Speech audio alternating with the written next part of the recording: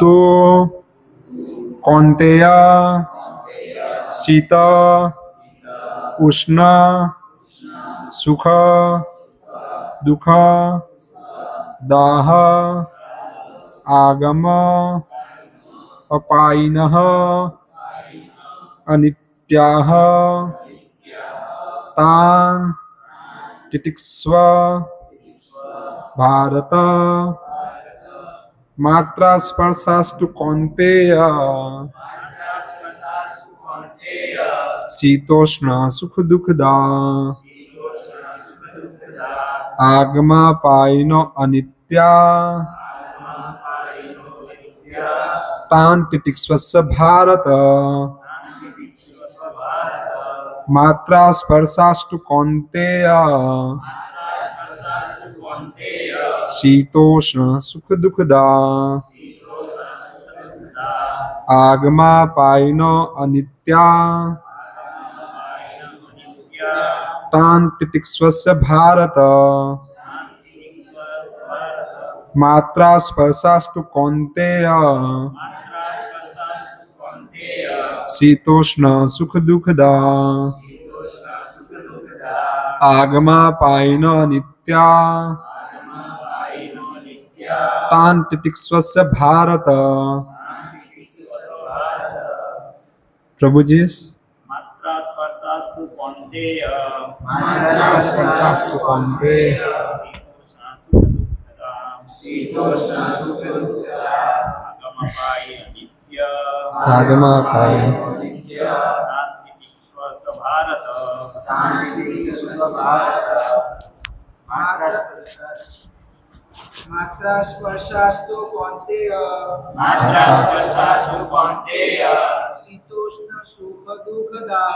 शीतोष्ण सुख दुखदा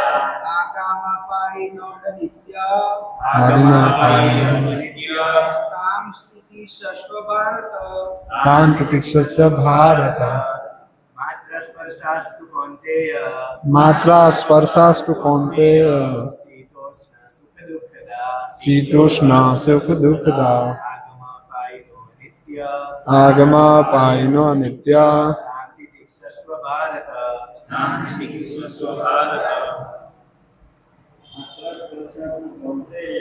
मात्रा स्पर्शास्तु कौन्तेय शीतोष्ण सुख दुखदा आगमापायिनो अनित्या तान् तितिक्ष्व भारत। माताजी मात्रा स्पर्शास्तु कौन्तेय शीतोष्ण सुख दुखदा आगमापायिनो अनित्या तान् तितिक्ष्व भारत।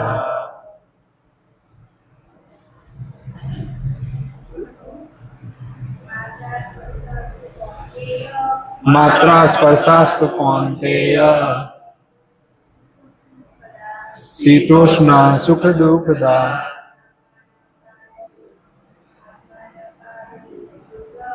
आगमापायिनो अनित्या तान् तितिक्ष्व भारत।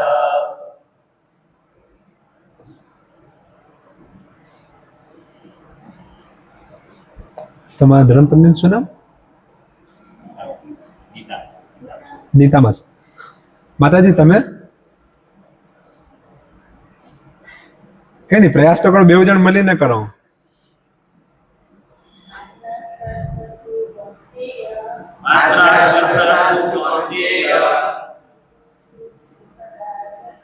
शीतोष्ण सुख दुखदा आगमापायिनो अनित्या तान् तितिक्ष्व भारत। तान् तितिक्ष्व भारत। પેલા એ માતાજીનું નામ તમે?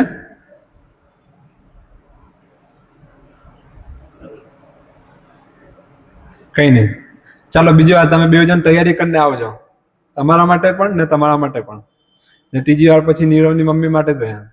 તમારે બરોબર યાદ કરીને આવવાનું છે, આપણે આવી રીતે બોલવાનું છે. એનાથી શું છે, આવી રીતે બોલશો ને તો આપણામાં હિંમત આવશે બોલવાની, નહીં? કેવી રીતે ઘરમાં પેલા હોય બૈરા માટે શું કે, એવી રીતે જ કે ને દેશી ભાષામાં, પેલી હિંમત આવી ગયેલી, એકવાર ગ્રીપ આવી ગયેલી પછી ગમે તેટલા મહેમાન હોય આજુબાજુ વાળા એ લોકો ગાંઠે નહીં, કે ઊંડો પાડ નાખે, નહીં પાડ નાખે? ગરબામાં પેલું ગાવામાં કોઈને ગ્રીપ આવી ગયેલી કેવી રીતે ગાય એમ, કોઈને જોઈને આજુબાજુ એકદમ જાય એકદમ જોરમાં. તેવી રીતે અહીંયા પણ આવી રીતે બોલશું આપણે તો ધીરે ધીરે ગ્રીપ આવશે એના અંદર. પછી તો તમે જો એકવાર અહીં આવી ગયો એટલે આટલા લોકોની વચ્ચે જો બોલવાની હિંમત આવી ગઈ પછી આ કોઈથી રોકવાના નથી એમ. પછી તો 500 જણની વચ્ચે જઈને ક્યાં હે તમે બધા બદમાશ છો, કૃષ્ણ જે કઈ નથી ફોલો કરતા તમે બદમાશ છો. તો કૃષ્ણ શું કહે છે એને જીવનમાં આચરણમાં લાવો, એમ તમારામાં એક હિંમત આવી જશે.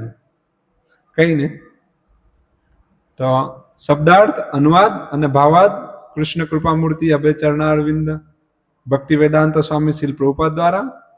શીલ પ્રભુપાદ કી જય. અનુવાદ: હે કુંતી પુત્ર, સુખ તથા દુઃખનું ક્ષણિક આવવું અને કાળાંતરે તેમનું અદ્રશ્ય થવું શિયાળા તથા ઉનાળાની ઋતુઓના આવવા તથા જવા સમાન છે.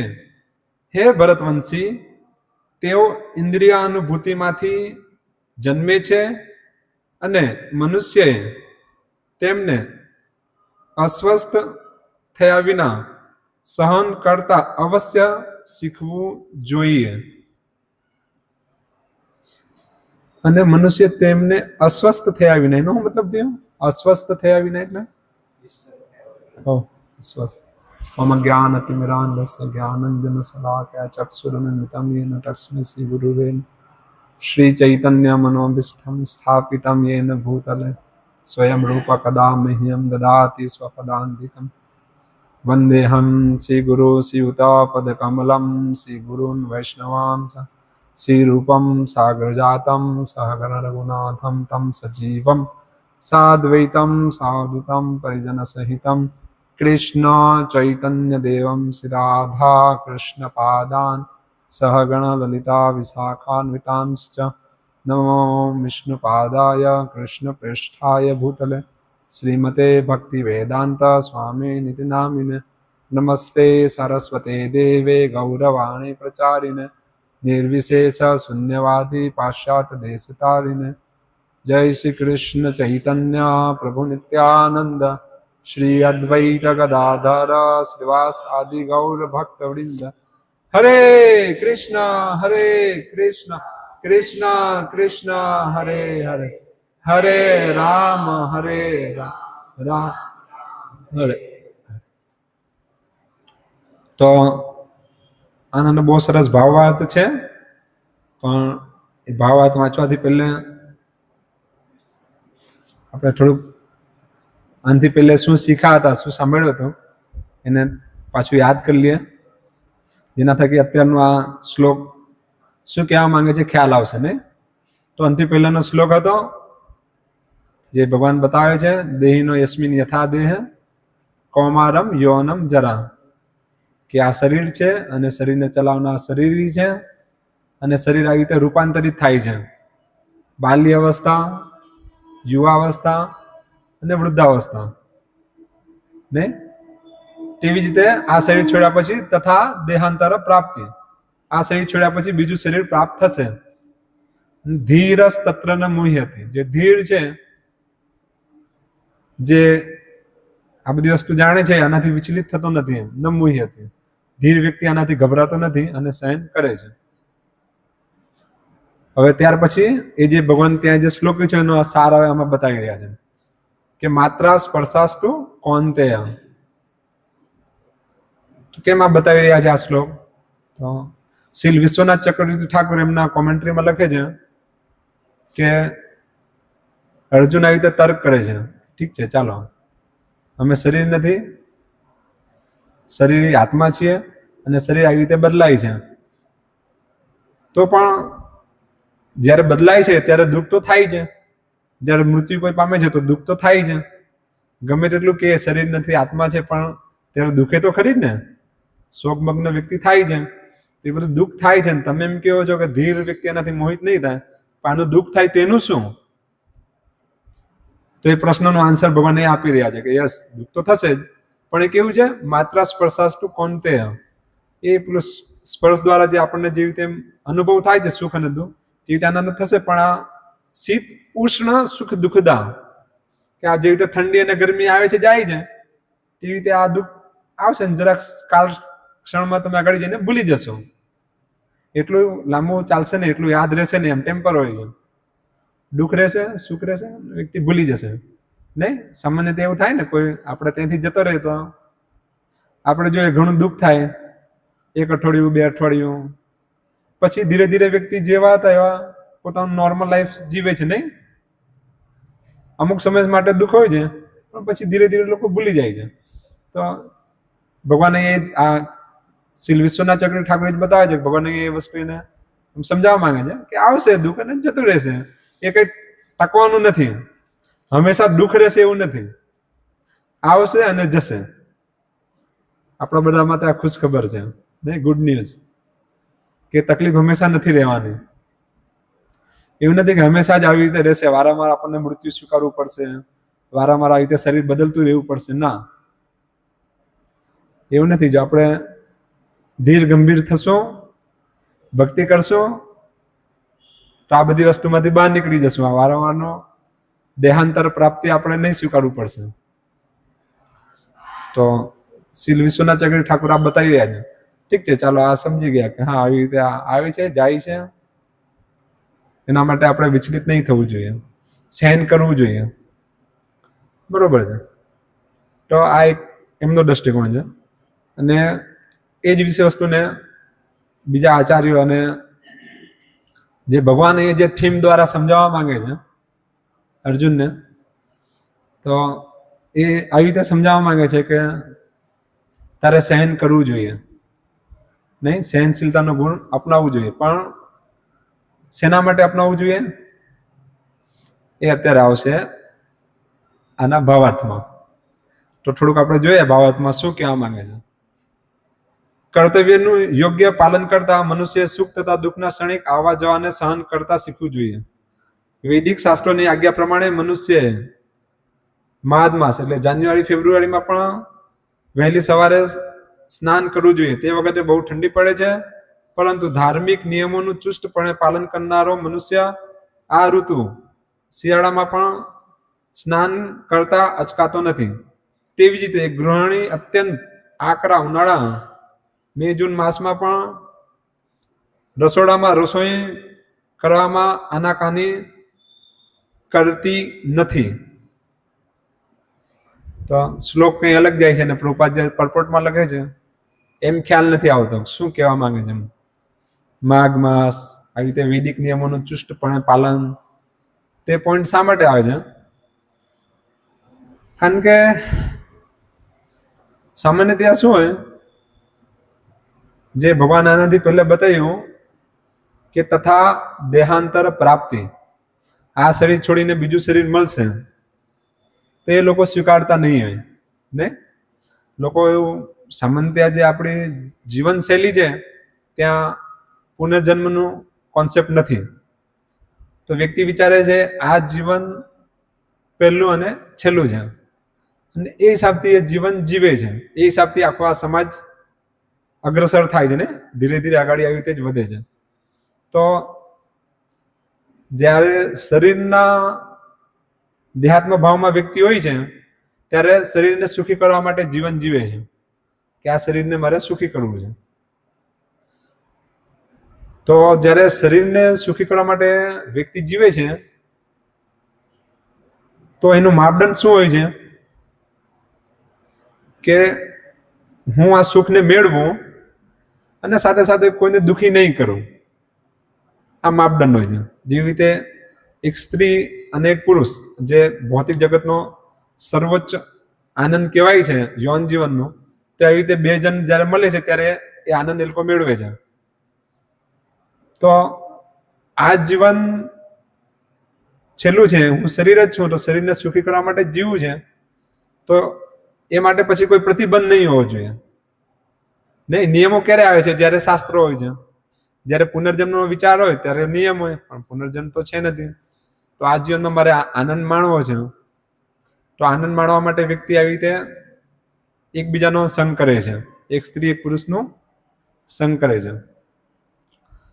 તો એમાં માપદંડ શું છે કે સ્ત્રી અને પુરુષ બેવ રાજી છે તો ખોટું નથી, બરોબર ને? એ જો બેવ તૈયાર છે તો ખોટું નથી, બરોબર છે. અને એમાં જો કોઈ એક નથી રાજી તો કરે તો ખોટું છે. જે વિધાન છે તે આવી રીતે છે, નહીં? ગવર્મેન્ટનો નિયમ આવી રીતે છે કે જો બેવજનની મંજૂરી નહીં હોય તો એ ખોટું કહેવાય, પણ જો બેવજનની મંજૂરી હોય તો ગવર્મેન્ટને પણ તકલીફ નથી, એ લોકોને પણ કાયદા કાનૂન બરોબર છે, હા યસ કરો. અને એ બેવજનને પણ એના જીવન આવી રીતે જે આનંદ એ લોકો માણી રહ્યા છે, તો એના દ્વારા જો પુત્ર ઉત્પન્ન થાય તો એને એવું જો લાગે કે આ પુત્ર એના જીવનમાં દુઃખ આપશે, કે આ પુત્રના લીધે દુઃખી થશે, તો એની સ્વતંત્ર ઈચ્છા શક્તિ છે. એ જો નહીં ધારે, એની જો ઈચ્છા નહીં હોય તો આવી રીતે બીજી વસ્તુઓનો ઉપયોગ કરીને પુત્ર ઉત્પન્ન નહીં થાય, એવી રીતે જીવનનો આનંદ માણી શકે છે. અને એમાં ગવર્મેન્ટને કોઈ પણ પ્રકારનું દુઃખ નથી અને કોઈ ખરાબ કાર્ય નથી એવું માનવામાં આવે છે. જ્યારે કે પહેલે શું હતું કે જ્યારે પુનર્જન્મનું વિજ્ઞાન હતું તો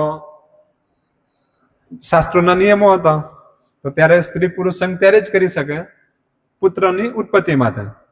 જો પુત્રની ઉત્પત્તિ નહીં કરી હોય તો સ્ત્રી પુરુષ સંગ નહીં કરે, ભલે પતિ પત્ની પણ કેમ ન હોય, પણ એ લોકો તમે જોશો જે ટ્રેડિશનલ આપણે જોશું ભારતીયોમાં કેવી રીતે હતું. આજના વધારે 50-60-70 વર્ષ પહેલે તમે જોશો તો આવી રીતે સ્ત્રી પુરુષ અલગ અલગ સૂતા હોય, એ લોકો માટે અલગ અલગ બેડ પણ હોય, અલગ અલગ રૂમ હોય.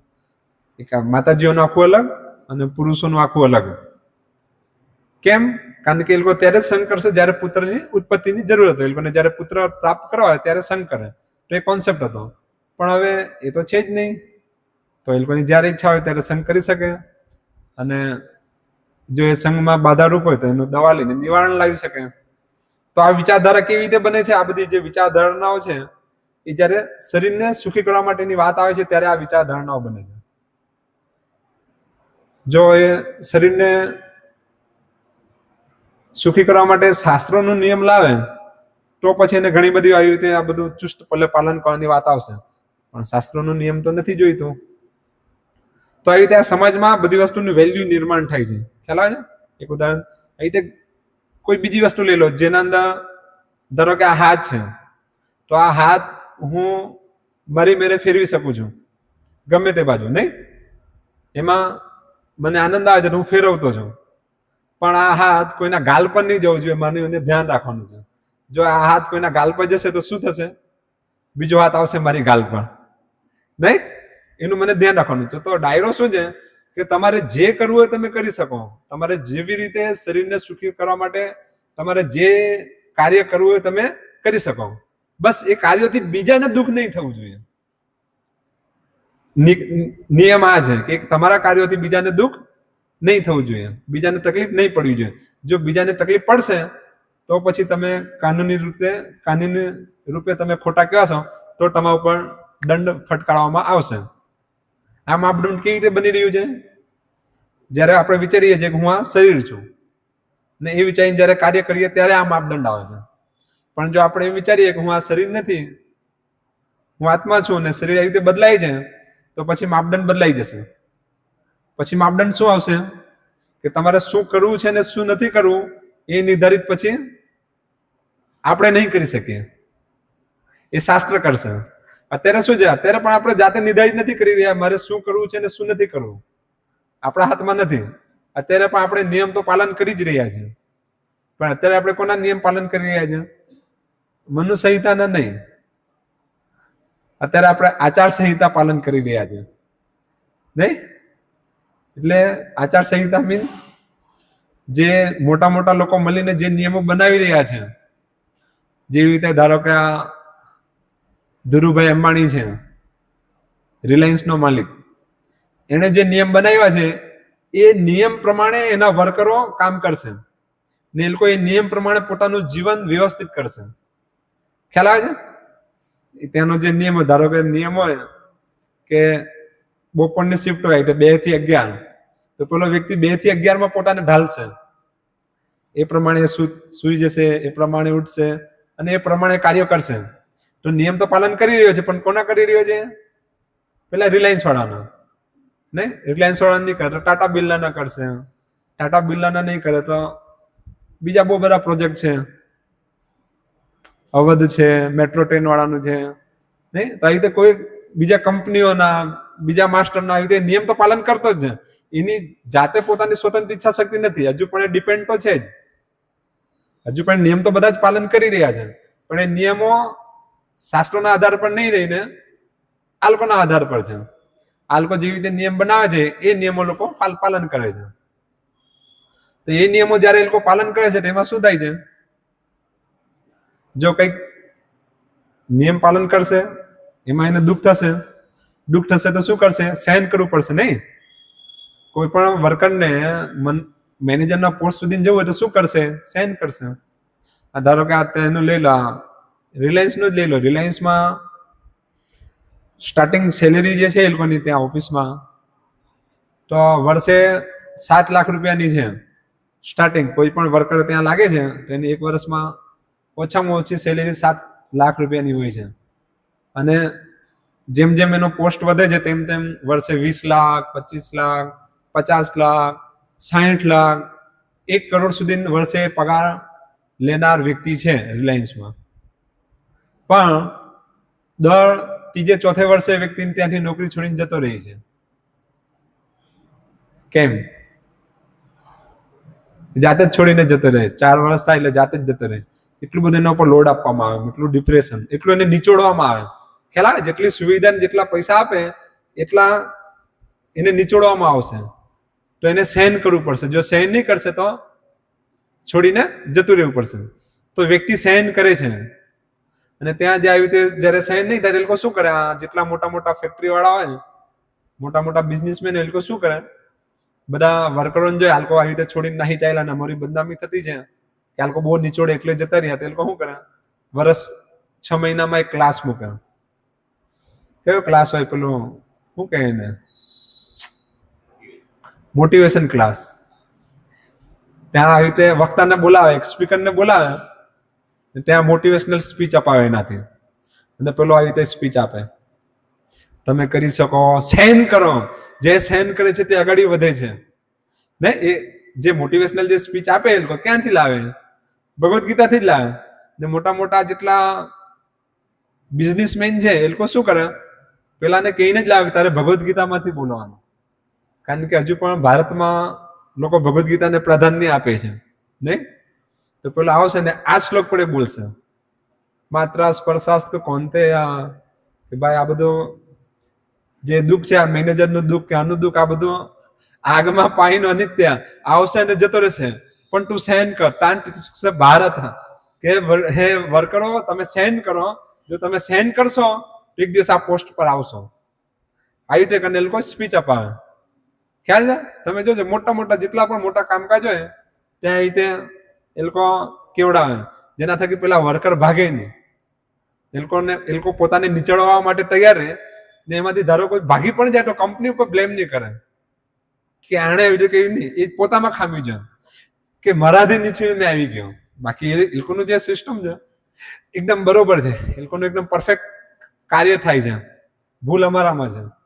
તો એ લોકો પણ આવી રીતે બોલાવીને આવી રીતે સ્પીચ અપાવે. તો કહેવાનો મતલબ શું છે? વ્યક્તિ તો સહન કરે જ છે.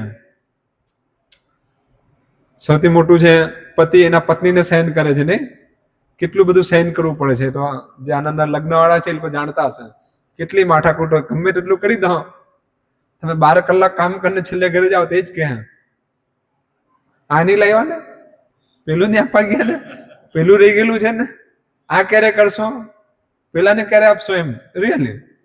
અને આમાં જે બિચારા જે વર્કર હોય એટલે જે પેલા મહિને વાળા હોય એને તો મહિનામાં પગાર હાથમાં ખાલી એમ આવે એ તો આવે. હવે પેલું બેંક સિસ્ટમ થઈ ગયું જોવા નહીં મળતું.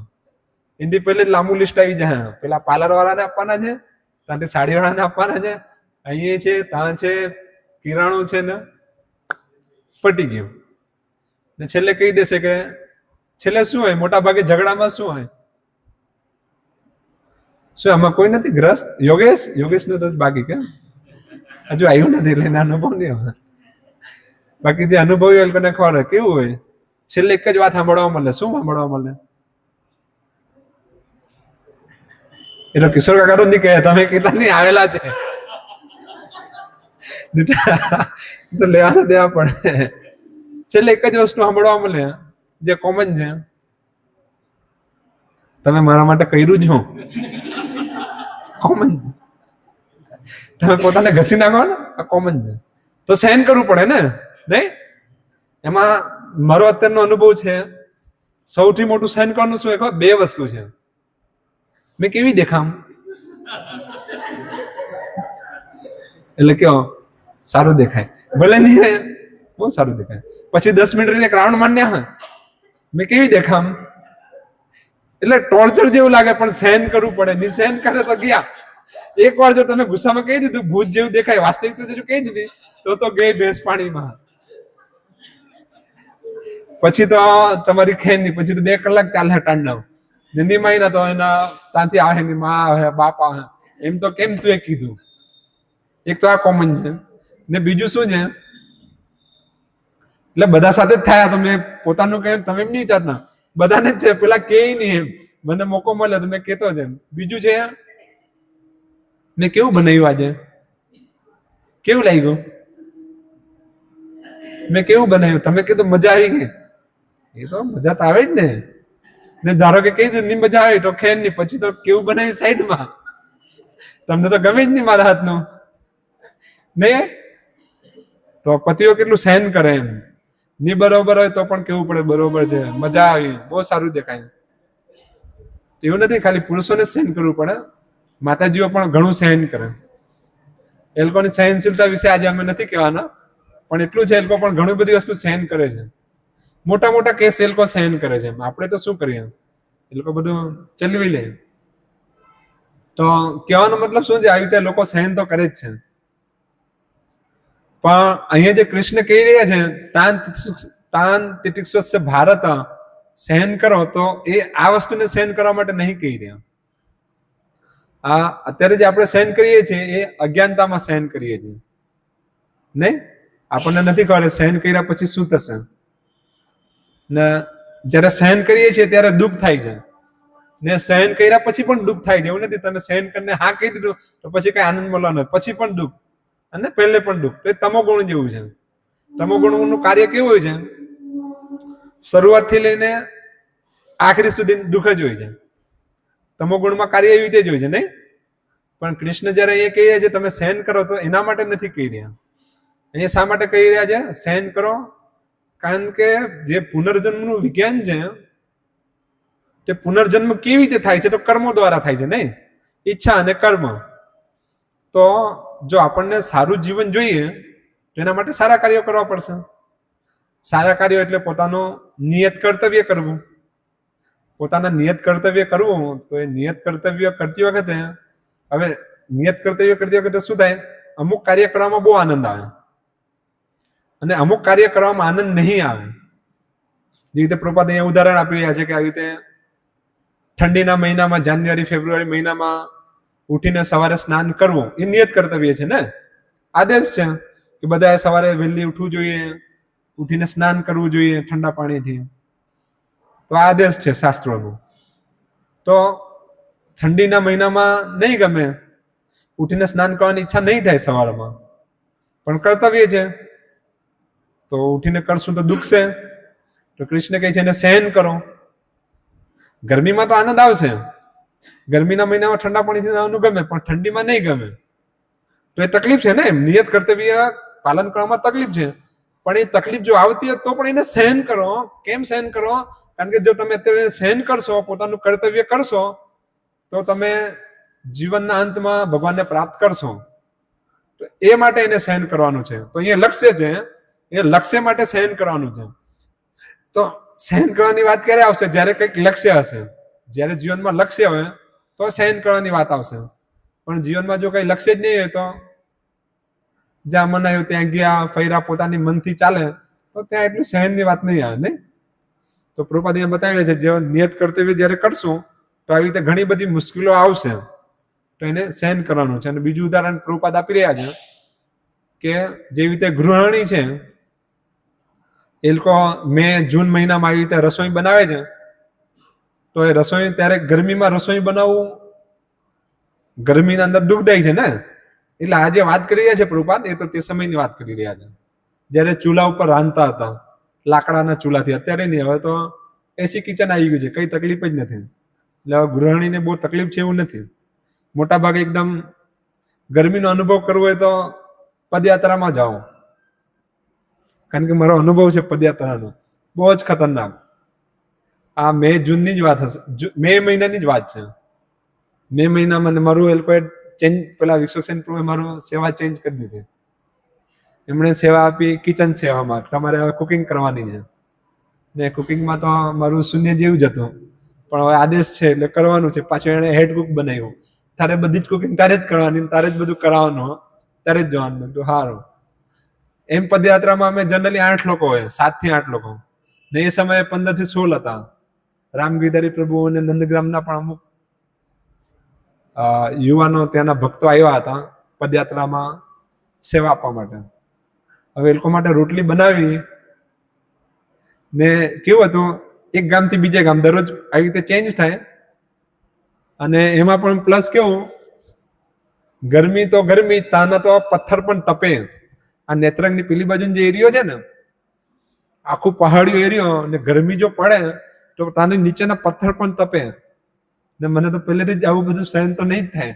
અને એના અંદર પાછું કેવું, એ 5-7 દિવસનો જે કુકિંગનો મારો સમય ગયો, કુકિંગ તો મેં લાંબા સમય લોકો મારાથી કરાવી, પણ વચ્ચે જે 5 થી 7 દાડા તો એવા ગયા કે ગામમાં રહેવા માટે જગ્યા જ નહીં મળી. તો અમે પેલા સ્કૂલની બહાર રહ્યા, સ્કૂલ ટાળું મારલું ને બહાર રહેવા માટે જગ્યા આપી એ લોકોએ. તો ત્યાં દિવાલની સાથે સ્ટેન્ડ લગાવીને, ચૂલો લગાવીને એ લોકો માટે બનાવવાનું. ને જે તડકો લાગે, મને તો હું કહું તમને, આ કુર્તા કાઢીને ખાલી ગમશે આપલું કે લુંગીમાં, ધોતીમાં ફરતો, ને ત્યાર પછી ચહેરો તો એકદમ લાલ થઈ જતો. એમ વિશ્વસેન પ્રભુ કે આજે રોટલીમાં મજા આવે લાગે. લાલ થાય તો કઈ નહીં, પણ તારે તો કરવાનું જ એમ કે. ને એવી હાલત, ને પસીનો નીકળે એટલે તમે વિચારી નહીં શકો, બહુ પસીનો નીકળતો. ને પેલું કુકિંગ કરતા કરતા પછી કુકિંગ થયા પછી તો શરીર ગંધાતું, એટલો વાસ આવતો એમ પસીનાથી. ને એના અંદર કુકિંગ કરવાનું, ને એના અંદર 5-7 આઈટમ એમાંથી બનાવડાવતા. 4 કલાક, 12 વાગે પછી કુકિંગ ચાલુ થતું, તો 12 થી 4:30 સુધી કુકિંગ કરાવતા. એટલે કુકિંગનો ટાઈમ પણ એ જ, ત્યારે સૂર્ય ભગવાન પેલા માથા પર આવવાનો ટાઈમ પણ એ જ, ને એની વચ્ચે કરવાનું. બહુ ખતરનાક હતું. આ તો એક મારો અનુભવ છે. આવા ઘણા બધાનો અનુભવ હશે. તો આ કુકિંગ કરવામાં આવી રીતે તકલીફ પડે છે આ ગરમીના સમયમાં, પણ કહેવાનો મતલબ શું છે, ને સહન કરવું પડશે. ને સહન નહીં કરશું તો જમશું શું, ખાવાનું શું મળશે? તો આ બધું નિયત કર્તવ્યની વાત છે. અત્યારે તો લોકો બહારથી ખાઈ આવે છે, એટલે સારું છે, પણ પ્રભુપાદ આ ઉદાહરણ આપી રહ્યા છે. તો આ જ્યારે નિયત કર્તવ્ય કરશું તો આવી રીતે દુઃખ આવશે, પણ ત્યારે તમે એ દુઃખથી ભાગી નહીં શકો. એવું નહીં કે મને આ દુઃખે છે એટલે હું આ કાર્ય નહીં કરીશ, ને આ મને ગમે છે, આમાં મને આનંદ આવે છે તો હું આ કાર્ય કરીશ. એવી રીતે નહીં. એવી રીતે ડાર્વિન થિયોરીમાં ચાલશે કે તમને જે ગમે એ કરો, કોઈને દુઃખ નહીં થવું જોઈએ. અને એ માપદંડ જે મેં બતાવ્યું ને, તે માપદંડથી શું થશે, વ્યક્તિ તમોગુણમાં રીતે સહન કરશે. અને તમોગુણમાં કેવું છે, અત્યારે પણ દુઃખ, મૃત્યુ પછી પણ દુઃખ. કારણ કે જો નહીં માને, પુનર્જન્મ નથી, તેનો મતલબ એવું થાય કે એનો જન્મ નહીં થશે. જન્મ તો થશે જ, એને દુઃખ બધા ભોગવવા પડશે. ત્યારે તેનું જીવન દુઃખમય જ રહેશે. તો આગળ પ્રભુપાદ બતાવે છે, મનુષ્ય પોતાનું કર્તવ્ય કરવાનું હોય છે, તે જ પ્રમાણે યુદ્ધ કરવું એ ક્ષત્રિયનો ધર્મ છે. તેથી તેણે મિત્ર કે સ્વજન સાથે યુદ્ધ કરવું પડે તો એ પોતાના નિયત કર્તવ્યમાંથી ચલિત થવું ન જોઈએ. ને તેવી જ રીતે નિયત કર્તવ્યમાં જે ક્ષત્રિયો છે એ લોકોનું આ નિયત કર્તવ્ય છે કે ભલે એની સામે એના કુટુંબીજન જ કેમ ન હોય, પણ જ્યારે યુદ્ધની વાત આવશે ત્યારે એને યુદ્ધ કરવું પડશે. નહીં, તમે જો યુદ્ધ ભૂમિમાં કેવી રીતે હોય, જે ક્ષત્રિયો હોય, ધારો કે ભીષ્મ પિતામહ જે છે સૌથી વડીલ છે કુરુ વંશના, પણ જ્યારે યુદ્ધની વાત આવી તો એ પણ યુદ્ધમાં આગાડી હતા. નહીં, અને ત્યારે અભિમન્યુ, એની ઉંમર માત્ર 16 વર્ષની જ હતી. પણ એવું નહીં કે હું 16 વર્ષનો છું તો હું યુદ્ધ નહીં કરીશ. જ્યારે યુદ્ધની વાત આવી, ક્ષત્રિય છે એનું કર્તવ્ય છે યુદ્ધ કરવું, તો એને એના અંદર સંમેલન થવું પડ્યું, એને એના અંદર ભાગ લીધો ને. તો બધાએ જેટલા ક્ષત્રિયો હતા બધા ક્ષત્રિયોએ યુદ્ધમાં ભાગ લીધો. ખાલી ધૃતરાષ્ટ્ર નહીં લીધો, કારણ કે આંખે આંધળા હતા. એ આંખે જો આંધળા નહીં હોતે તો એને પણ યુદ્ધમાં ભાગ લેવો ફરજિયાત છે. આ એનું કર્તવ્ય છે. તો એવી જ રીતે અહીંયા અર્જુન ક્ષત્રિય છે અને એનું કર્તવ્ય છે યુદ્ધ કરવું, પણ અર્જુન એના કર્તવ્યથી વિમોહિત થઈ રહ્યો છે. તો એ માટે ભગવાન અહીંયા બતાવી રહ્યા છે કે તારે આ સહન કરવું જોઈએ અને યુદ્ધ કરવું જોઈએ. યુદ્ધથી તું આવી રીતે પછાડી જઈ શકે નહીં. તારા કર્તવ્યથી તું પછાડી હશે એ બરોબર નથી. એ જ વસ્તુ અહીંયા પ્રભુપાદ બતાવી રહ્યા છે કે ક્ષત્રિયનું એ રીતે કર્તવ્ય છે. મનુષ્યએ જ્ઞાનના સ્તર સુધી ઉન્નત પામવા માટે શાસ્ત્રોમાં નિર્દેશાયેલા ધર્મના નીતિ નિયમોનું પાલન કરવું જોઈએ, કારણ કે માત્ર જ્ઞાન તથા ભક્તિ દ્વારા જ મનુષ્ય પોતાને માયાના બંધનમાંથી મુક્ત કરી શકે છે. તો એ રીતે જયારે નિયત કર્તવ્ય નીતિ નિયમોનું પાલન કરશે ત્યારે નીતિ નિયમોનું પાલન કરવાથી શું થશે? એને શાસ્ત્રોના નીતિ નિયમ એવી રીતે બનાવવામાં આવ્યા છે કે જો એનું નિયમોનું પાલન આપણે કરશું તો ધીરે ધીરે આપણે ભગવાનની ભક્તિ તરફ આગળ વધશું. નહીં? ધર્મ સુનિશ્ચિતા પુંસા વિશ્વક્ષે ન કથા સૂય. કે ધર્મ એ માટે બનાવવામાં આવ્યું છે કે ધર્મનું પાલન કરવાથી આપણે ભગવાનની કથા સાંભળવામાં આપણી રુચિ વધશે. અને જો ધર્મનું જે નીતિ નિયમોનું આપણે પાલન કરીએ અને એનાથી જો ભગવાનની કથા સાંભળવામાં રુચિ નહીં થાય, ન ઉત્પાદ એવ યતિરતિમ શ્રમ એવ હિ કેવલ, તે માત્ર સમયનો બગાડ છે. તો જે શાસ્ત્રોમાં જે નીતિ નિયમો છે, મનુ સંહિતા છે કે યાજ્ઞવલ્કની જે એમની સંહિતા છે, આવી રીતે જેટલા પણ બધા ઋષિમુનિઓ દ્વારા જે સંહિતા આપવામાં આવી છે, એના જે નીતિ નિયમો આપવામાં આવ્યા છે એ એવી રીતે આપવામાં આવ્યા છે કે સમાજમાં લોકો રહીને પોતાનું કાર્ય કરીને અને ધીરે ધીરે ભક્તિ તરફ અગ્રસર થાય, ભગવાનને પામવા માટે આગળ વધે. આ એનો ઉદ્દેશ છે. એ માટે આ કરવામાં આવ્યું છે. તો એ માટે આપણે આ બધા નિયમો પાલન કરવા જોઈએ. નહીં? તો અર્જુનને જે બે ભિન્ન નામોથી સંબોધન કરવામાં આવ્યું છે તે અર્થ સૂચક છે. કૌંતેય એવા શબ્દનો અર્થ એ છે કે તેને માતૃપક્ષ તરફનો મહાન ગર્વ, લોહીનો સંબંધ છે, અને ભારત કહેવાથી પિતૃપક્ષ તરીકે તેની મહાનતાનો નિર્દેશ થાય છે. બંને પક્ષો તરફથી તેને મહામૂલ્ય વારસો પ્રાપ્ત થયો હોવાથી આશા રખાય છે. મહાન વારસાના પરિણામે યથાયોગ્ય રીતે કર્તવ્ય પાલન કરવાની જવાબદારી આવી પડે છે. તેથી અર્જુન યુદ્ધ કરવાનું ટાળી શકે નહીં. તો અહીંયા વિશેષ કર ભગવાન બે નામથી સંબોધિત કરી રહ્યા છે ને, કૌંતેય અને ભારત. કૌંતેય એટલે કુંતીના પુત્ર. કુંતી કોણ છે? કૃષ્ણની ફોય, બુઆ ને, ફોય. તો એ કુંતી જે છે એ પણ એક આવી રીતે સારા કુલમાંથી આવી રહી છે. અને ભારત એટલે ભરત મહારાજ, જે વંશમાં એમ અર્જુન જન્મ લીધું છે, તો એ પણ આવી રીતે બહુ પ્રમાણભૂત વંશ છે. તો બેઉની ગરિમા છે. તો આવી રીતે આ વંશમાં અત્યાર સુધી કોઈ પણ આવી રીતે પીઠ બતાવ્યું નથી.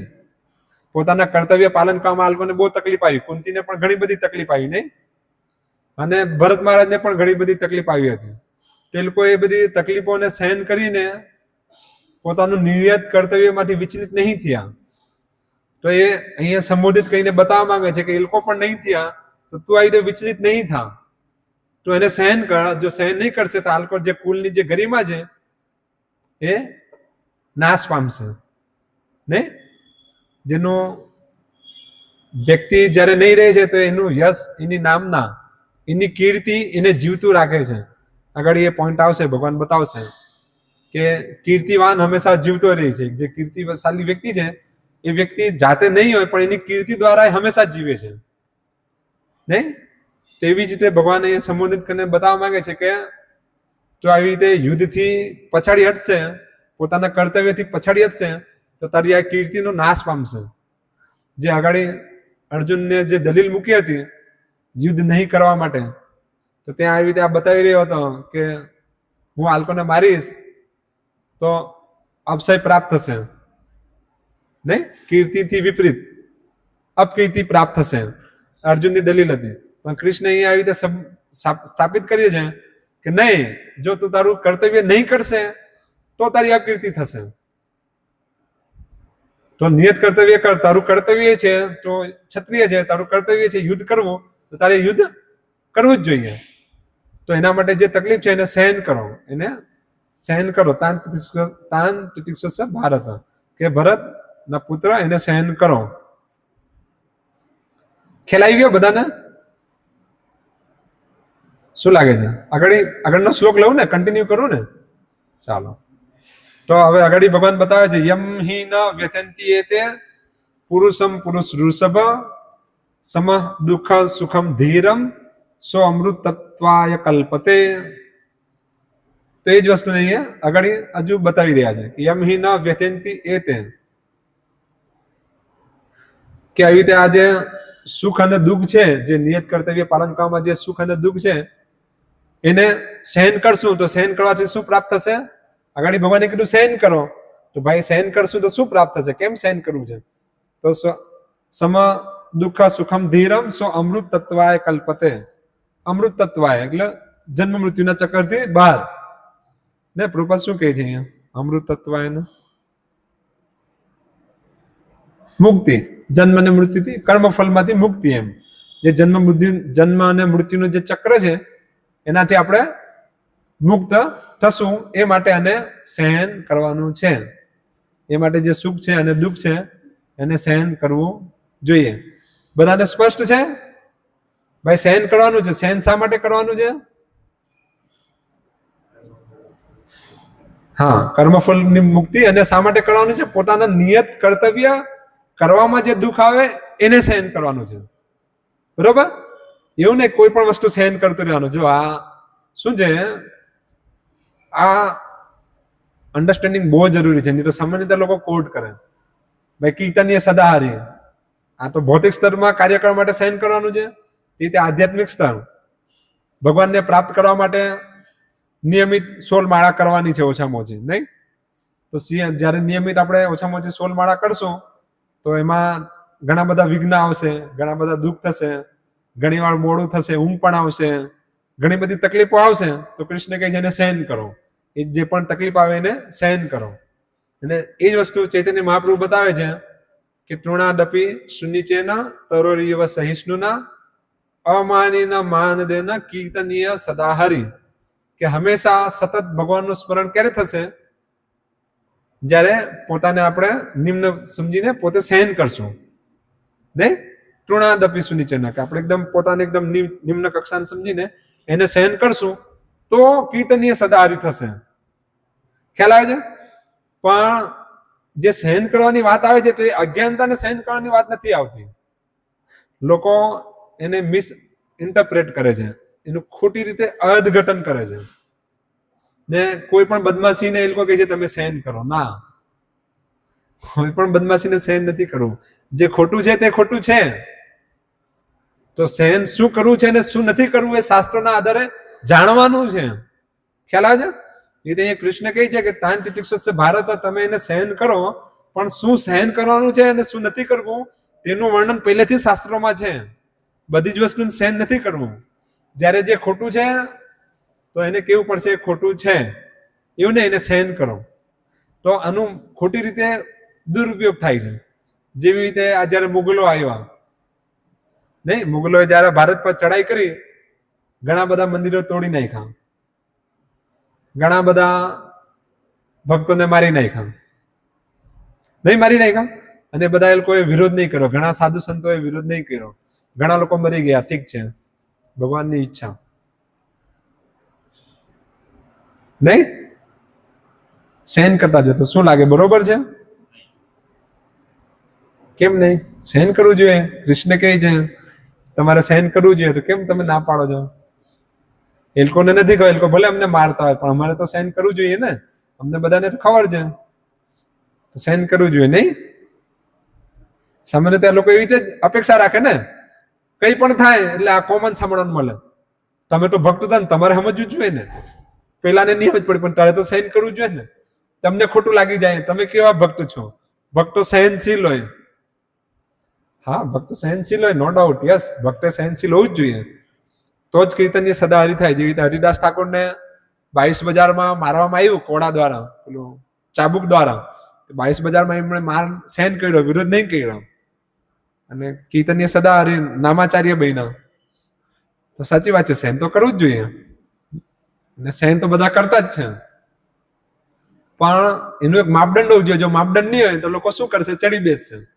એ લોકો ખોટું કરશે ને તમે કહેશો ખોટું છે, પેલો કહે કેવો ભક્ત છે. તો જન કૃષ્ણ કહે તાંતિ ટિક્સો છે ભારત, સહન કરો. તમે સહન નથી કરતા, તો આવી રીતે એ વસ્તુનો દુરુપયોગ થશે. ખ્યાલ આવે છે?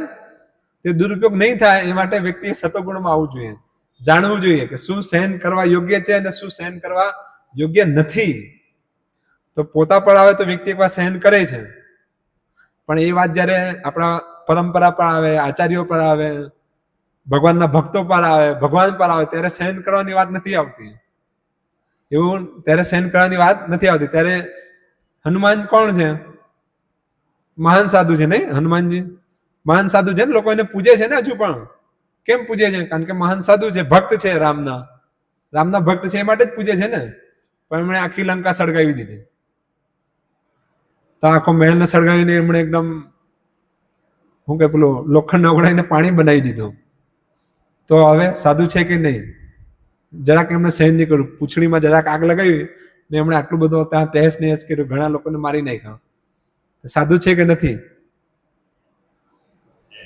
છે. કેવી રીતે છે? હા, કારણ કે એ સમયે રામના દૂત હતા. તે બતાવવા માંગતા હતા કે જો તમે રામના દૂતને આવી રીતે ખોટી રીતે તમે દંડિત કરવાનો પ્રયાસ કરશો તો આખી લંકા આવી રીતે સળગશે. તો આ રામના દૂતમાં આટલી શક્તિ છે, તો રામમાં કેટલી હશે? ખ્યાલ આવે છે?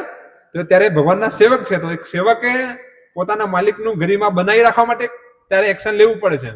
તો એમ તમે નહીં કહી શકો કેવો વ્યક્તિ છે, જરાક સહન નહીં કર્યું, આટલા લોકોને નકામાં મારી નાખ્યા. નહીં, એ સહનશીલતા નથી, એ કાયરતા છે. ખ્યાલ આવે છે? તો સામાન્ય ત્યાં લોકો આવી અપેક્ષા રાખે છે ને આ તમારે ભક્તોના સમાજમાં સાંભળવા જ મળશે. જરાક કઈ લોકોને પેટમાં દુખે એટલે કહી દે અહંકારી છે, બદમાશ છે, આ છે, તે છે. નહીં, હજુ તમે ભક્તોના સમાજમાં જયારે આવશો તો આ સાંભળવા મળશે. કંઈક પણ હોય, પેલો આવી રીતે હા એ તો અહંકારી છે, જવા દે ને, પેલો તો એમ જ છે, પેલો તો તેમ જ છે. આ વાત નોર્મલ હોય, એ લોકો પાસે આન્સર નહીં હોય તો આ વસ્તુ હોય, પેલો આ છે, કન્યાને દબાઈ રાખવાનો પ્રયાસ કરે. તો ત્યાં સામાન્ય ત્યાં લોકોનો આ માપદંડ છે. નમ્રતા એટલે શું? અજ્ઞાનતા અને કાયરતા, એને લોકો નમ્ર માને છે. જો આ વ્યક્તિ કેટલો નમ્ર છે, શાંતિથી બેસીને સાંભળે છે, કોઈ દાડે એને એન્ટી ક્વેશ્ચન નથી કર્યા, તો એ નમ્ર વ્યક્તિ છે. આ માપદંડ છે. પણ આ માપદંડ નથી, એ તો મૂર્ખ છે, એને ખબર જ નથી હું ચાલી રહ્યું છે, એટલે પ્રશ્ન નથી કરી રહ્યો. ખ્યાલ આવે છે? એને સમજ જ નથી પડતી, તો એ માટે એને પ્રશ્ન નહીં કર્યો. અને જયારે પેલા પ્રશ્ન કર્યો એને સમજમાં આવ્યું છે એટલે એને પ્રશ્ન કર્યો, એની પાસે જવાબ નથી, તો શું કે આ બદમાશ છે. ખ્યાલ આવે છે? પેલાને માર્યો તો એમ કે પેલો બદમાશ છે, એને આવી રીતે માર્યો. પણ શા માટે માર્યો એ જોવું પડે ને. ખાલી મારવું જે કાયર પેલું નથી, પેલો નહીં મારે તો પણ કાયર કહેવાય. તો એ સહનશીલના ફિલ્ડમાં નથી આવતું. એમ તો દેશકાલ પાત્ર પ્રમાણે જ્યારે જે વસ્તુ કર્તવ્ય છે, જે કરવું છે, ત્યારે એ વસ્તુ કરવું જ જોઈએ. ત્યારે તમે એમ સહન કરો કે એ વસ્તુને આવી રીતે ફેરવી નહીં શકો. ખ્યાલ આવે છે? ત્યારે આવી રીતે દબાવવું એ ખોટું છે ને આ સામાન્ય ત્યાં બધી જગ્યાએ ચાલે છે. તમે ગમે ત્યાં જાઓ મોટા ફિલ્ડમાં, ત્યાં આવી રીતે લોકો દબાવવા માંગે છે, એના નીચેવાળા લોકોને દબાવવા માંગે છે. તે દબાવવા માટે આવી રીતે એને સમજાવે ત્યારે સહન કરવું જોઈએ, ત્યારે સહન કરવું જોઈએ. યસ, ઓબ્વિયસલી સહન તો કરવું જ જોઈએ, પણ એનું એક માપદંડ છે, કેટલા પ્રમાણમાં સહન કરવું જોઈએ એમ, અને કઈ વસ્તુ સહન કરવું જોઈએ. ખ્યાલ આવે છે? તો જ્યારે ધર્મને આધારિત આપણા કર્તવ્યો માટે જ્યારે આપણે સહન કરશું, જ્યારે શું કરવું છે અને શું નથી કરવું એ જાણીને જ્યારે સહન કરશું, તો સો અમૃત તત્વાય કલ્પતે, તો અમૃતને પ્રાપ્ત કરશું. ખાલી સહન કરવાથી અમૃત પ્રાપ્ત નહીં થાય. ખાલી સહન કરવાથી અમૃત પ્રાપ્ત થાય તો બધા જેટલા ભિખારી છે રોડ પર બધા ભગવતધામ જતે, પણ નહીં જવાના.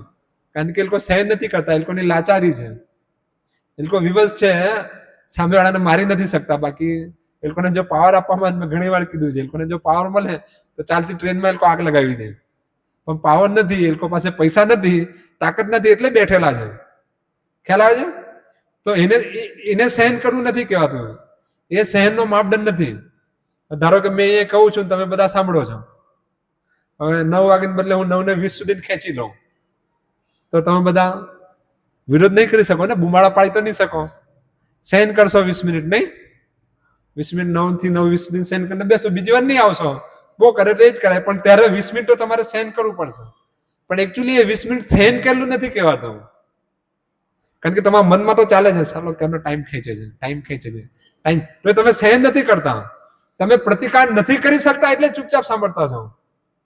જ્યારે તમારી પાસે પાવર આવી જશે પ્રતિકાર કરવાનો, તો કહેશો બંધ કરો, જવાના. પણ અત્યારે પાવર નથી, લોકોની વચ્ચે બદનામી થશે કે આ ધર્મના કાર્યમાં પહેલા આવી રીતે બંધ કરાયું, પહેલાની બેજતી થાય, ધર્મથી વિહીન થશે એવું બધાને લાગશે, તો એ માટે તમે સાંભળતો છો. તો એ સહનશીલતા નથી, તમે સહન નથી કરી રહ્યા, એ તો લાચારી છે, બીજું કોઈ ઓપ્શન જ નથી, એટલે ચલવી રહ્યા છો.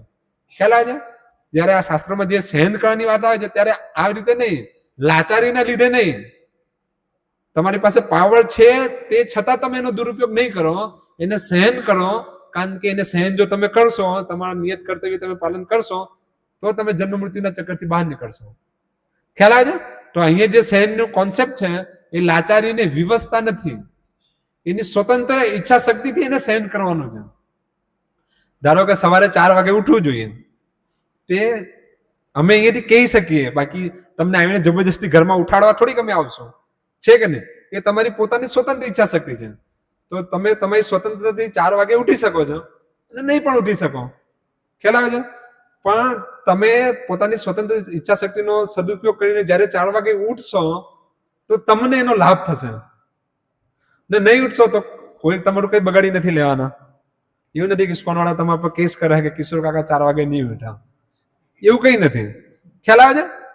તો તમે તમારી સ્વતંત્ર ઈચ્છા શક્તિથી જ્યારે સદુપયોગ કરીને ઉઠો છો, જ્યારે કાર્ય કરશો, તો એ સહન છે ને, એનાથી તમને અમૃત તત્વાય કલ્પતે, એનાથી તમને અમૃતત્વ પ્રાપ્ત થશે, એનાથી તમે આ જન્મ મૃત્યુ ચક્કરથી બહાર નીકળશો.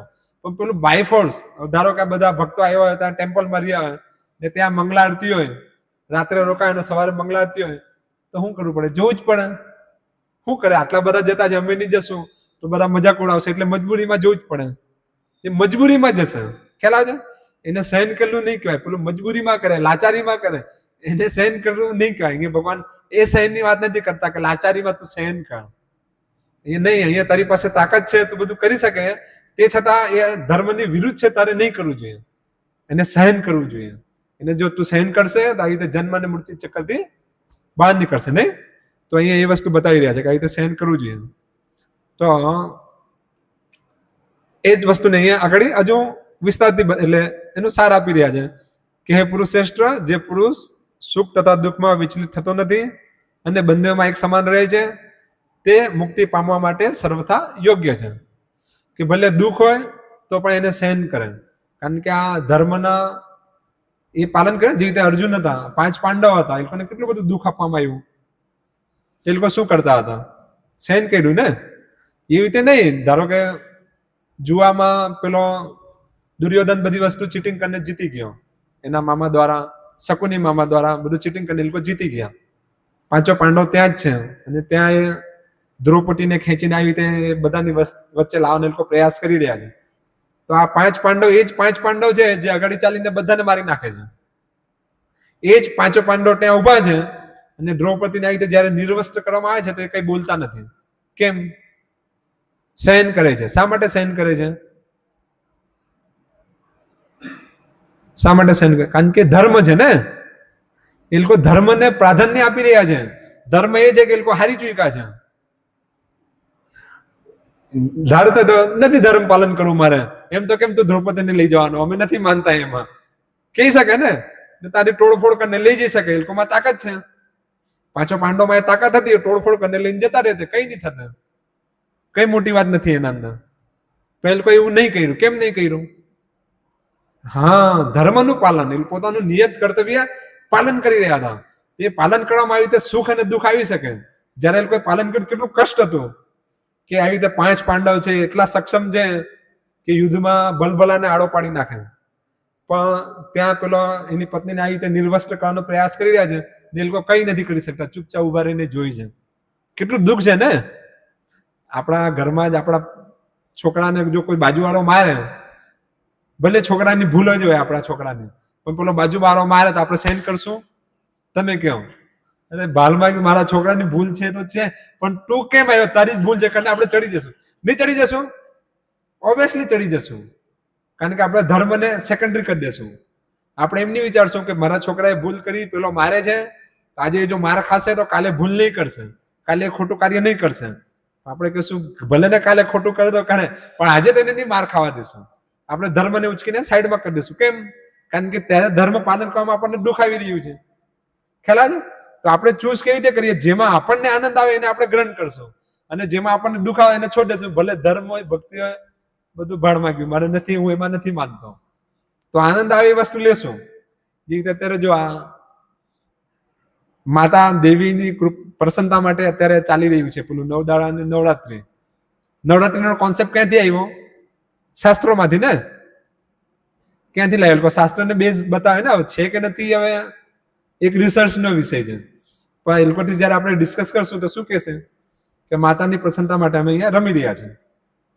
ચાલો, સરસ છે. તો માતાની પ્રસન્નતા માટે એ લોકો નથી રમી રહ્યા, એકચ્યુઅલી પોતાની પ્રસન્નતા માટે રમી રહ્યા છે. એ લોકોની પોતાની પ્રસન્નતામાં જયારે દુઃખ આવશે, માતાને માટલું બધું સાઈડમાં ગયું, જતા રહેશે, સહન નહીં કરશે. ખ્યાલ આવે છે? કારણ કે ત્યાં કોન્સેપ્ટ શું છે? પોતાના આનંદ માટે કરવું છે. એ વસ્તુનું અત્યારે હું વધારે નથી કહેવા માંગતો, કારણ કે એના ઉપર પહેલેથી ઓલરેડી એક ક્લાસ આપી ચૂક્યા છે ને અત્યારે આ પોઈન્ટ રહી જશે. પણ સારમાં તમને કહેવા શું માંગુ છું કે આ આવી રીતે કે લોકો માપદંડ આવી રીતે રાખે, જેમાં એને આનંદ આવે છે એ જ વસ્તુને કહે. જે એને નાચવામાં મજા આવે છે એટલે કે છે અમે આવી રીતે ધર્મનું પાલન કરીએ, માની પ્રસન્નતા માટે નાચીએ. ને જ્યારે એ જ વસ્તુ આપણે શાસ્ત્રોમાં લાવશું ને જ્યારે એ કરવામાં એને પીડા થશે, જ્યારે કે શું ગ્રસ્તે આવી રીતે 50% દાન આપવું જોઈએ, અમે એમાં નથી માનતા, ત્યારે શાસ્ત્રોની વાત નહીં કરશે, ત્યારે બધા ધર્મની વાત નહીં કરશે. કેમ? કારણ કે એના ખિસ્સામાંથી જવાની વાત આવી ને, તો એમાં નથી માનતા. પણ કઈ આવવાની વાત હોય અમે તો માનીએ છીએ. લાવો લાવો લાવો. ખ્યાલ આવે છે? અત્યારે સામાન્ય ત્યાં માપદંડ એ છે કે એના પ્રસન્નતા, એને આનંદ માટે જે મળે એ કરશે, અને એને જો દુઃખ આવશે નહીં કરશે. તો એ નહીં. ભગવાન શું કહે છે કે સમ દુઃખ સુખમ ધીરમ, કે જે સુખ અને દુઃખમાં સમાન રહેશે. સુખ અને દુઃખમાં સમાનનો મતલબ શું? પ્રશ્ન છે ને. સુખ અને દુઃખમાં સમાનમાં સુખ આવશે તો આપણે સામાન્ય છે. અત્યારે ચિંતન આવ્યો છે? ચિંતન નહીં આવ્યો છે? ચિંતન નથી આવ્યો ને. અત્યારે ધારો કે ડેવિડની લોટરી લાગી જાય, અહીંયાથી બહાર નીકળે, એને 5 કરોડ રૂપિયા લોટરી લાગે તો શું કરશે? નાચે જ ને, ઓબ્વિયસલી. તરત આઈફોન 17 લાવે, નાચે, જલસા. હવે જોબ બંધ, હવે જલસા કરવાના છે. નહીં, થોડા ઘણા અમને આપે, એમને વિશ્વાસ છે એવું, તો થોડું ઘણું તો આપશે જ. તો આનંદ આવશે કે નહીં આવશે? ને અત્યારે ખબર પડી કે પેલા ત્યાં ફ્રોડ ચાલે ને, ક્રાઇમ વાળા. શું કે ફ્રોડ વાળાને શું કહે ને? Cyber crime. સાયબર ક્રાઇમ વાળાએ ધારો કે લાલુભાઈના 50,000 રૂપિયા મારી દીધા, ચૂનો લગાડી દીધો, તો એમને શું દુઃખ થશે કે નહીં થશે? દુઃખ થશે ને લાલુભાઈ? થશે કે નહીં થશે? થશે. તો અહીંયા એમ કે સુખ અને દુઃખમાં સમાન રહેવું. ભાઈ કેવી રીતે સમાન રહેશું? 50,000 જાય તો દુઃખ થાય, 5 કરોડ આવે તો આનંદ મળે, સમાન કેવી રીતે રહેશું? ઓબ્વિયસલી સમાન તો નહીં જ રહેવાય ને. છે કે નહીં? માન મળે, ધારો કે આપણે કઈ ગયા હોય ને આપણને ત્યાં એ લોકો બહુ માન સન્માન આપે, તો આપણે ત્યાં હજુ 2 કલાક બેહવાનું વિચારશું. પેલા કહેશું નહીં નહીં એટલું બધું ગુણ નહીં ગા, પણ થોડુંક તો ગા, તું ગા ગા ગા, બોલ નહીં પણ ગા, બંધ એમ કહેશું, બંધ કર, બસ બસ, નહીં નહીં એટલું બધું નથી, પેલું એમ કહેશું, પણ અંદરથી ભાવ થઈ જશે, તું હજુ કેમ મારા વિશે નહીં.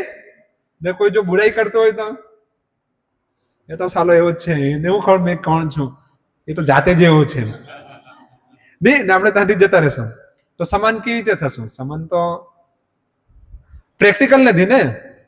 પ્રેક્ટિકલ છે? તો આ તો જે ભગવાન કહે તો અસંભવ છે, પછી શા માટે? તો પછી પાલન જ નહીં થાય અને મૂકી જાઓ સાઈડમાં. રિજેક્ટ વસ્તુ છે ને, કાં પાલન થવાની છે?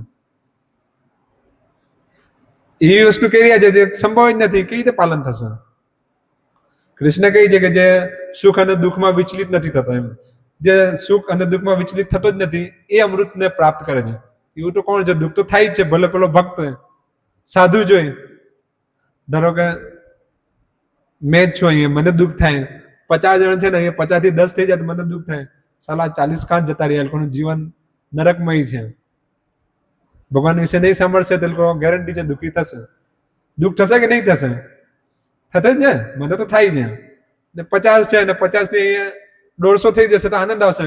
ચાલો આ 50 થી 150 થી આવે આ 100 પણ જીવનનું લક્ષ્ય પ્રાપ્ત કરવાના, ભગવાનની પાસે જવાનું, તો આનંદ તો આવશે જ ને. એમ કે જે તમારે સમાન રહેવું છે તો સમાન કેવી રીતે રહેશું? તો અહીંયા કયા સમાનતાની વાત કરે છે? સમાન રહેવાનો મતલબ શું છે? દુઃખ આવશે પણ એ દુઃખના લીધે પોતાનું નિયત કર્તવ્ય નહીં બંધ કરશે. ખ્યાલ આવે છે સમાનની પરિભાષા? જે રીતે અર્જુન આખી ભગવદ્ ગીતા સાંભળે છે અને દુઃખ, જયારે અભિમન્યુ એનો પુત્ર જયારે મરે છે તો દુઃખી થાય છે. એને તો આખી ભગવદ્ ગીતા સાંભળી છે ભગવાન દ્વારા, તે છતાં એ દુઃખી થાય છે. નહીં, અભિમન્યુ જયારે મરી જાય છે તો અર્જુન રડે છે જોર જોરથી, તો દુઃખી તો થાય છે, સ્વાભાવિક છે, દુઃખ તો થશે જ. જીવમાં તો એ ગુણ છે જ, કેમ નહીં થાય? ઓબ્વિયસલી થાય. પથ્થર થોડી કહે છે, આપણે કઈ મશીન થોડી કહે છે સોફ્ટવેર એમ લાખી દીધા ને એમને એમ જ થાય ને એમને એમ તો થશે જ.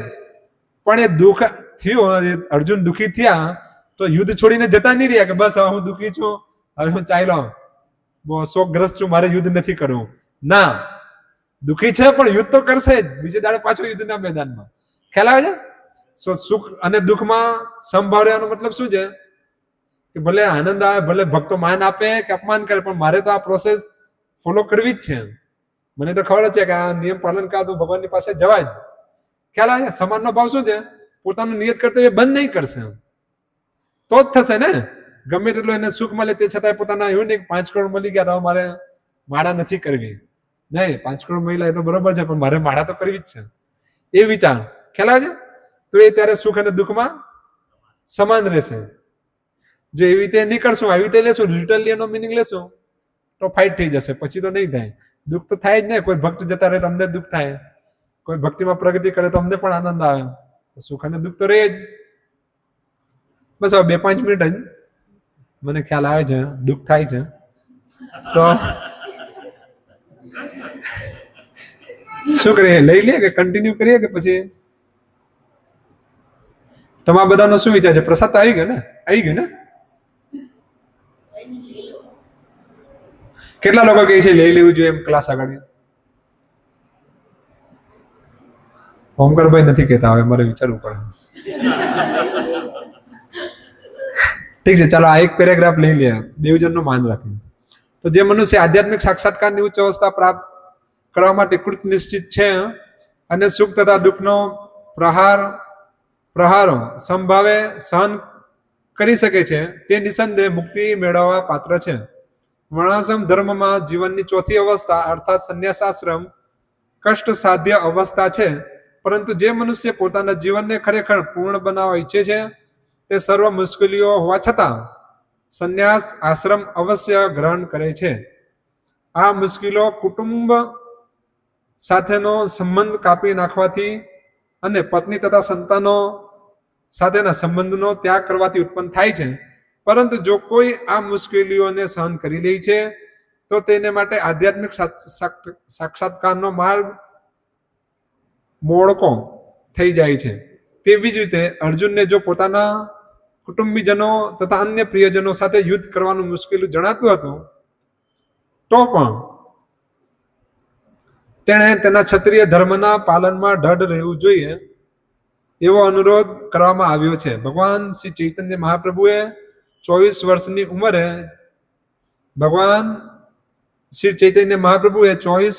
ઉંમરે જ સંન્યાસ ગ્રહણ કર્યો હતો અને તેમના આશ્રિતો યુવાન પત્ની તથા વૃદ્ધ માતાની સંભાળ રાખનાર કોઈ હતું નહીં. તેમ છતાં ખબર ને ચૈતન્ય મહાપ્રભુ 24 વર્ષની ઉંમરે સંન્યાસ આશ્રમમાં ગયા હતા અને ત્યારે એમના ઘરમાં બીજું કોઈ પુરુષ નહીં હતા.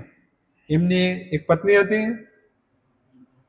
જેના કોઈ પણ સંતાનો નહીં હતા અને એમની માતા હતી, એમના પતિ પણ નહીં હતા, બધા જતા રહ્યા હતા. તો ખાલી 3 જણ જ હતા, ચૈતન્ય મહાપ્રભુ, સચી માતા અને એમની ધર્મપત્ની, 3 જણ જ હતા. એમાં 24 વર્ષની જ ઉંમરે ચૈતન્ય મહાપ્રભુ સંન્યાસ આશ્રમમાં જતા રહ્યા. સંન્યાસ આશ્રમ શું કર્યું? જે વર્ણાશ્રમનો ચોથો ભાગ છે. બ્રહ્મચારી, ગૃહસ્થ, વાનપ્રસ્થ અને સંન્યાસ. નિયત કર્તવ્યના રીતે પાલન કરવા માટે ત્યારે આવશ્યકતા હતી અને એમણે સંન્યાસ આશ્રમ લીધો.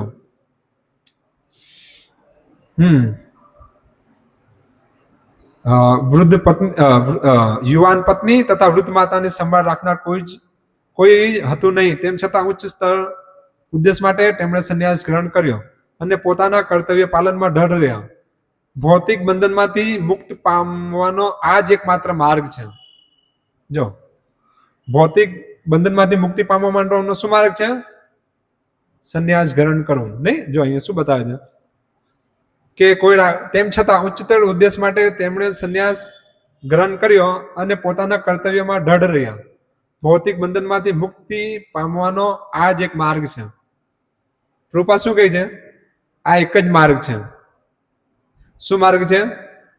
સંન્યાસ આશ્રમને ગ્રહણ કરવું. ખ્યાલ આવે છે? તો તમારા બધાને સંન્યાસી થવાનું છે. બધા સંન્યાસી થશો તો જ મુક્તિને પ્રાપ્ત કરશો. બરોબર ને? એવું છે. તો અર્જુન તો પહેલેથી જ કહે છે કે મારે સંન્યાસ લેવું છે. ભિક્ષામાં પી હે લોકે, મેં આ જગતમાં ભીખ માંગીને જીવી લે, હું સંન્યાસી બની જાઉં, મારે યુદ્ધ નથી કરવું. જો સંન્યાસ આશ્રમ ગ્રહણ કરીને જ પૂર્ણતા પ્રાપ્ત થાય તો અર્જુન તો પહેલેથી જ સંન્યાસીની વાત કરી રહ્યો હતો ને, કે મારે તો સંન્યાસી બનવું છે. પછી કૃષ્ણ શા માટે કહે છે કે નહીં, યુદ્ધ કર, ઉઠિષ્ઠ ને આ યુદ્ધ કર. તો શા માટે કૃષ્ણ અર્જુનને યુદ્ધ કરવાની વાત કરી રહ્યા છે? જો પ્રભુપાદ કહે છે મુક્તિ ભવબંધનમાંથી મુક્તિ પામવાનો આ જ એક માર્ગ છે. એક જ માર્ગ છે, બીજો માર્ગ નથી. સંન્યાસ ગ્રહણ કરવું પડશે તો જ આપણે મુક્તિ પ્રાપ્ત કરશું, જીવનનું લક્ષ્ય પ્રાપ્ત કરશું. શું લાગે છે? શું કહે છે? એવું છે? પ્રભુપાદ તો કહી રહ્યા છે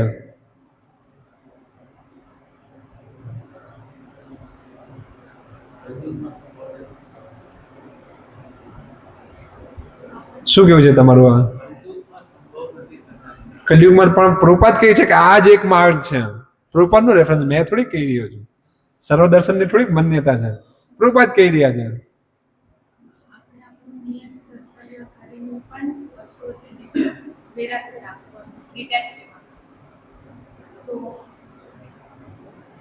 તો શું? પણ પ્રભુપાદ કહે છે ને કે જે સંન્યાસ આશ્રમ ગ્રહણ કરશું, જો મેં કેવું છું પાછું મેં વાંચું, તમે મને પકડ. હા, તેમ છતાં ઉચ્ચતર ઉદ્દેશ માટે તેમણે સંન્યાસ ગ્રહણ કર્યો અને પોતાના કર્તવ્યમાં દૃઢ રહ્યો. ભૌતિક બંધનમાંથી મુક્તિ પામવાનો આ જ એક માર્ગ છે.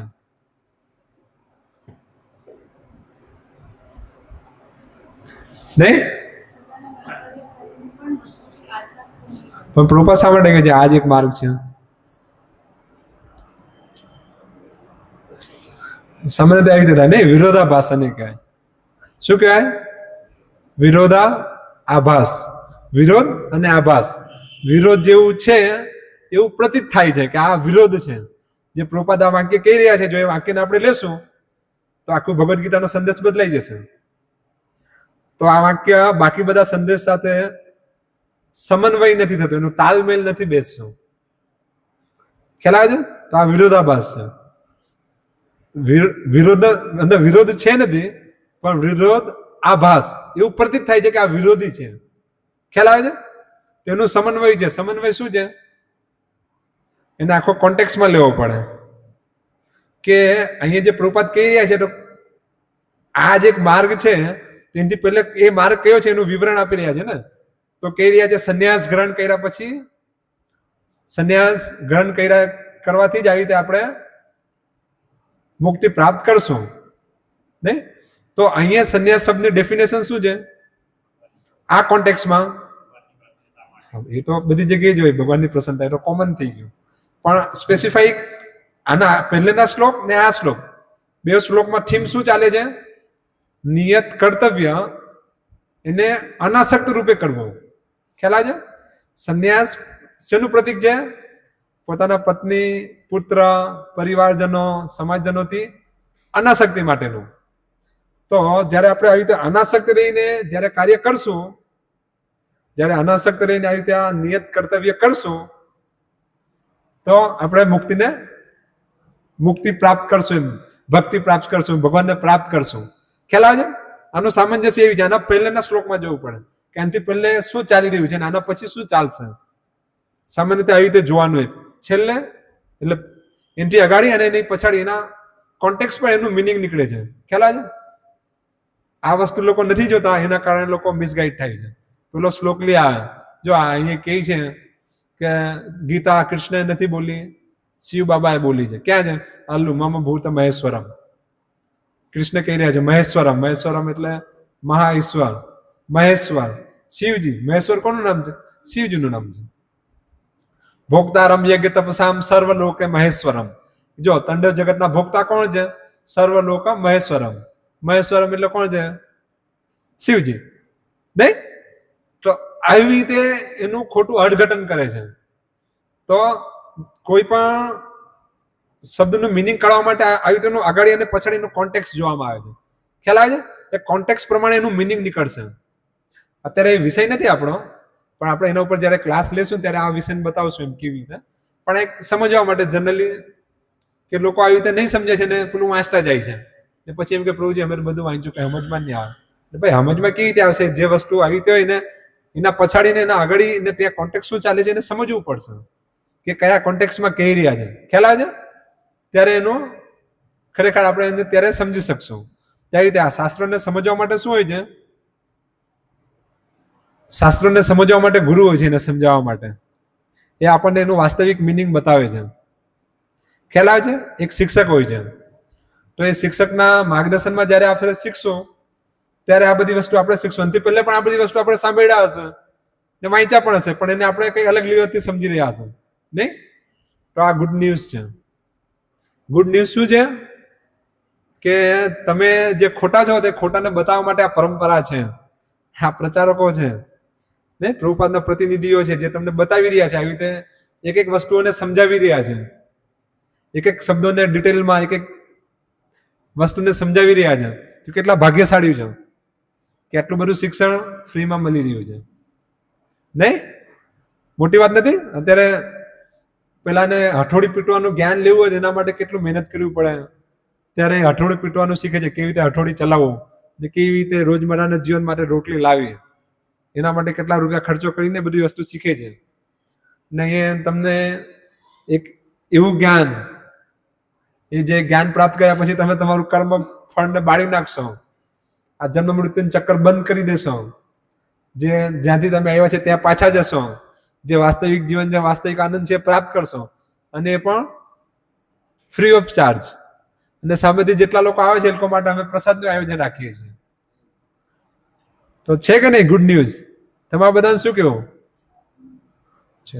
હવે મને ખબર છે તમે બહુ સહેન કર્યો, તો આપણે વિરામ લેશું, પછી આગળ જોશું આગળના શ્લોકોમાં. ઠીક છે? હરે કૃષ્ણ. શીલ પ્રભુપાદ કી જય. ભગવદ ગીતા યથારૂપ કી જય. તાઈ ગૌર પ્રેમાનંદ. શું કઈ પ્રશ્ન છે? ના. જો કોઈનો કઈ પ્રશ્ન હોય તો પછી વ્યક્તિગત રૂપે આવીને મને પૂછી શકે છે.